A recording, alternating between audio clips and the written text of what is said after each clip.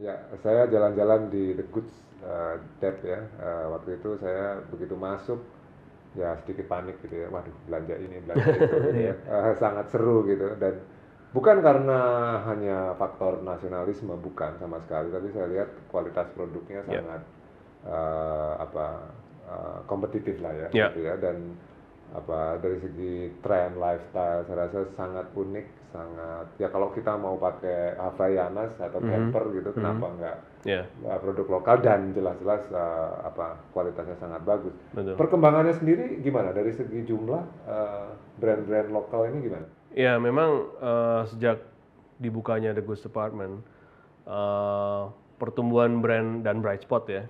Jadi kombinasi antara dua itu terbukti strong sekali untuk merangsang tumbuhnya brand. Karena mereka melihat langsung gitu. Jadi para eh, newbies gitu. Ya, Jadi newbies yang sebelumnya nggak punya inspirasi, mereka langsung terinspirasi karena ya itu tadi ada pergerakan ekonomi di balik sesuatu yang cool factornya tinggi gitu. ya, Dan mereka menyadari oh I can make a living out of this gitu. Nah ini rangsangan ini yang mereka lihat secara langsung dan apalagi setelah mereka mulai itu terbukti sudah itu langsung mereka akan apa menyadari dan bekerja keras untuk bisa mencapai itu. Nah fenomena ini pertumbuhannya menjadi mendorong pertumbuhan ini menjadi lebih cepat gitu. Dari kita mulai dari mungkin di awalnya itu hanya kurang dari 100, sekarang sudah 2 kali lipat oh saya dua dalam kali. 1 tahun gitu. Dan terbagi ke berbagai sektor gitu. Jadi ada yang inspirasinya mungkin lebih ke fashion, ke kids clothing, ke sepatu gitu kan dan lain sebagainya. Em, Memang ya apa ya?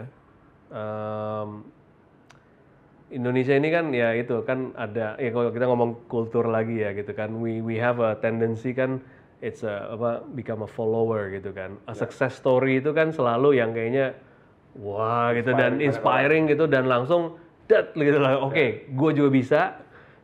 Tapi di sini nah ini di sini yang kita sebagai platformnya itu oke lu juga bisa tapi bisanya jangan ngopi gitu makanya kita ke proses apa kurasinya itu sangat ketat. Karena kita nggak akan allow yang seperti itu gitu karena kita ingin mereka itu bisa bersaing tapi bersaingnya secara healthy kompetitif gitu kan positif. Dan ini terbukti mereka bisa walaupun ya oke lah beda-beda tipis gitu tapi at least kalau mereka nanti kan proses natural selection ya ya, ya, yang benar-benar menonjol dan original dan tahu betul apa yang mereka lakukan, ya mereka akan menonjol anyway gitu. ya, ya. Jadi natural selection itu terjadi di market. Ya, saya tertarik sekali dengan tadi ya kita bicara cool factor ya. Sekarang ini kan dunia ya sangat memperhatikan ada istilah cool factor, cool hunter lah, trend hunter lah, dan Ya, segala macam gitu. Artinya saya melihat bahwa di antara kita ini banyak sekali yang peka untuk bisa melihat tren, bisa ya, melihat ya, coolness right. gitu-gitu ya. Nah itu gimana? Berarti udah begitu majunya ya anak-anak sekarang itu ya? Ya itu salahnya internet sih. Gitu. Iya kan maksudnya sekarang Ya, kan everybody is their own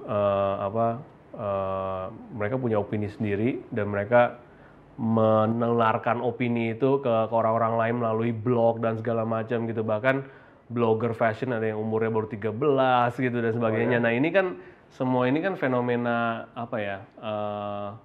Nah itu yang tadi saya bilang gitu maka justru makin kompleks sekarang gitu karena tidak ada lagi yang bisa mengatakan tidak ada lagi authority figure gitu atau body gitu yang bisa men-set trend lagi gitu karena kritiknya itu sudah datang dari segala penjuru dan kalau kita ingin punya brand yang kuat gitu ya harus memikirkan semua itu gitu dan menurut saya sih justru lebih kompleks ya dibandingkan dulu ya kalau tapi dulu kan kompleks tapi challenging kan, dalam arti kompleks kompleks positif kan? iya kompleks positif gitu kompleks positif ada banyak jalan tapi ada banyak challenges juga gitu Iya, iya, iya, ya iya. Dan kelihatannya banyak yang bisa memanfaatkan itu ya. betul betul.